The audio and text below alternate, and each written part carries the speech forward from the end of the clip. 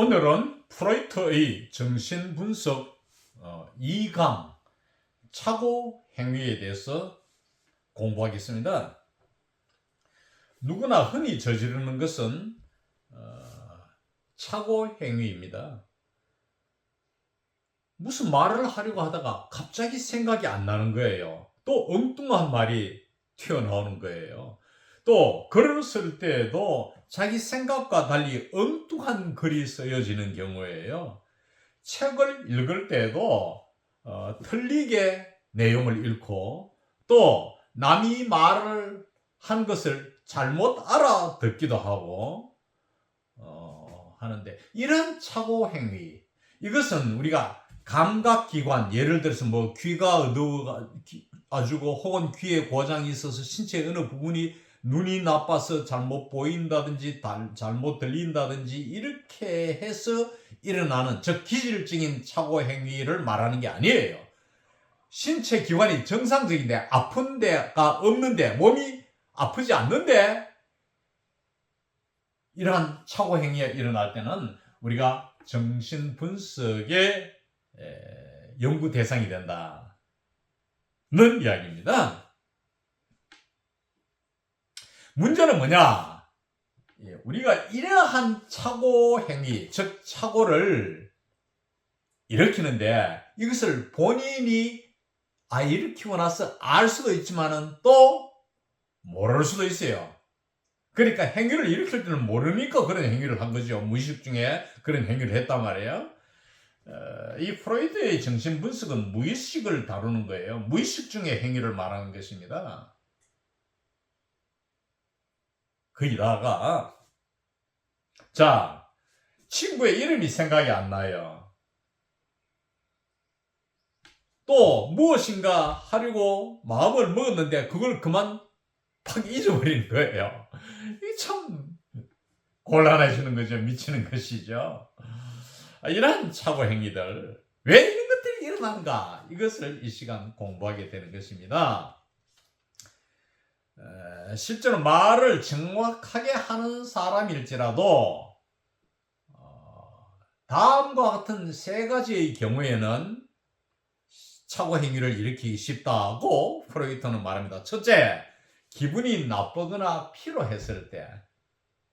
둘째, 흥분되어 있을 때. 셋째, 다른 일에 정신이 팔려 있을 때, 몰두해 있을 때. 이렇게 세 가지로 지적합니다. 이럴 때는 중요한 일을 하면 안 되겠죠. 실수하기가 쉽다는 것이죠. 말을 실수한 것은 사실 필요할 때, 머리가 아플 때, 편두통이 일어날 때 잘 나타납니다. 사람의 이름이나 고유명사 등을 읽는 것도 같은 경우인데, 이름이 잘 생각나지 않는 것을 알아차리고 편두통이 일어날 것을 미리 짐작하는 사람도 많죠. 좋죠. 대처할 수 있으니까. 흥분되었을 때는 고유명사뿐만 아니라 물건도 혼동해서 올바르게 행동하지 못하는 수가 있어요. 또 정신이 다른 데 팔려 있을 때는 자기가 무엇을 하려고 계획했는지도 모르고 또 잊어버리고 생각지도 않았던 일을 저지르게 되는 것입니다. 나는 기분이 나쁠 때는 남에게 전화를 안 해요. 왜?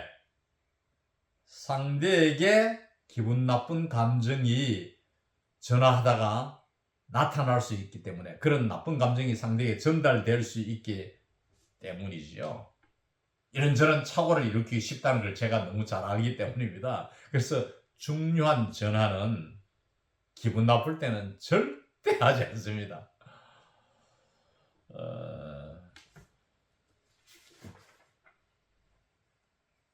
피로나 집념, 경륜질 또는 일반적인 흥분으로도 주의력이 분산되어 착오나 실수와 같은 문제의 행동이 일어나게 되는 것입니다. 몸이 좀 불편하다든지 중추신경의 혈액 공급에 변화가 생겼을 때도 같은 결과가 나타난다, 착오 행위가 나타난다고 프로이트는 지적하고 있습니다. 여러분들 피아니스트 있죠? 아주 노련한 피아니스트. 엄청나게 빠르게 짓자라고 금방 다 보고 말이야. 근데 이 피아니스트가 이렇게 빨리 막 자기가 연주하는 평소의 속도대로 할 때 오히려 실수를 안 한다는 거죠.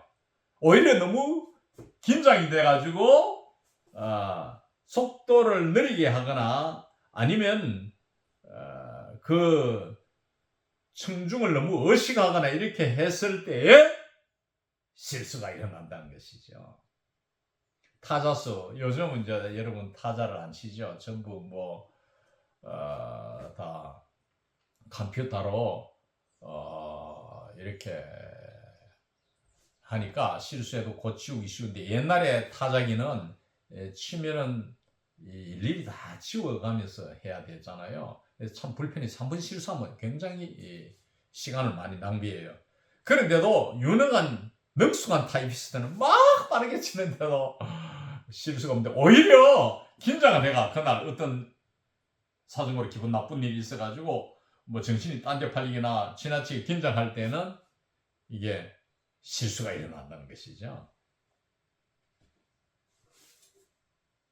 다시 말하면 틀리지 않으려고 주의를 지나치게 기울일 때 오히려 잘못이 생기기 쉽다는 것이죠.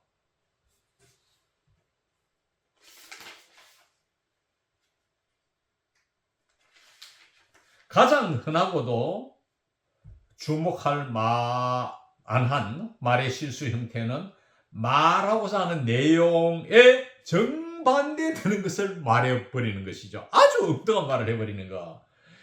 하원 의장이 이제 국회 개원을 하면서 이렇게 말합니다. 여러분, 나는 의원 여러분의 출석을 확인하고 이에 폐회를 선언하는 바입니다. 이랬거든요. 이 프로이드가 이 책에서 이제 인용하는 내용입니다. 나는 여러분의 출석을 확인하고 개회를 선언합니다. 이렇게 해야 되는데 개회 대신에 폐회를 선언한다 해버린 거예요. 왜? 이때 의장은 의회의 분위기가 좋지 않아서 오늘 열어봤자 막 난상 토론을 서로 여야 간에 싸우고 골치 아플 거라는 걸 알았기 때문에 일찍 폐회하고 싶었다는 거죠. 그래서 그런 엉뚱한 말이 나온다는 거죠.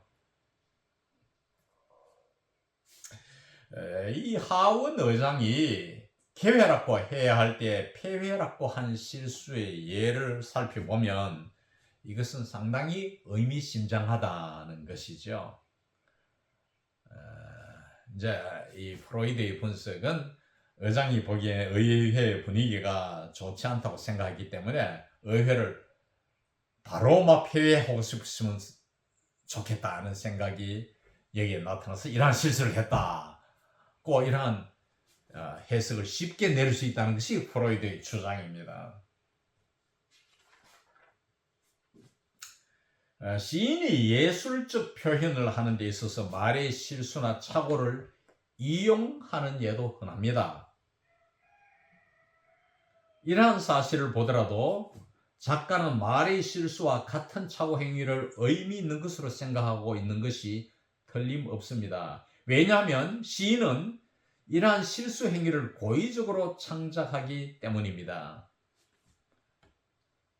우리가 연인한테 연서를 보내잖아요. 연애 편지를 보낸단 말이에요. 그럴 때 특히 그 식구를 보내는 경우가 많죠.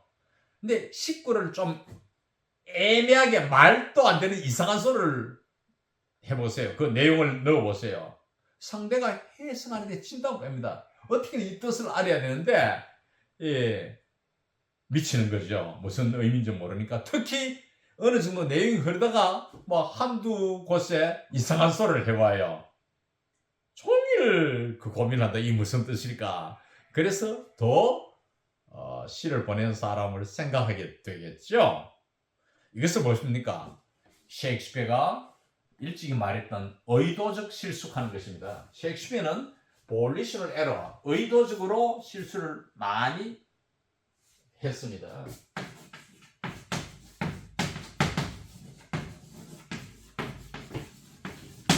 그래서 독자로 하여금 많은 생각을 하게 하는 것이죠. 물론 전체 문맥이 잘 통하는데 어느 한 부분에 가서 일부러 실수를 해버리는 것이죠. 작가는 말의 실수를 통하여 독자로 하여금 거기에서 무엇인가를 찾도록 의도하고 있다는 것이 프로이드의 생각입니다. 그래서 우리가 비록 작가뿐만 아니라 보통 사람들도 생활 속에서도 마찬가지입니다. 어느 한순간에 가서 의도적인 실수를 일으킴으로써 상대로 하여금 관심을 이끌어내는 경우가 흔히 있습니다. 이상 오늘 강의를 마칩니다.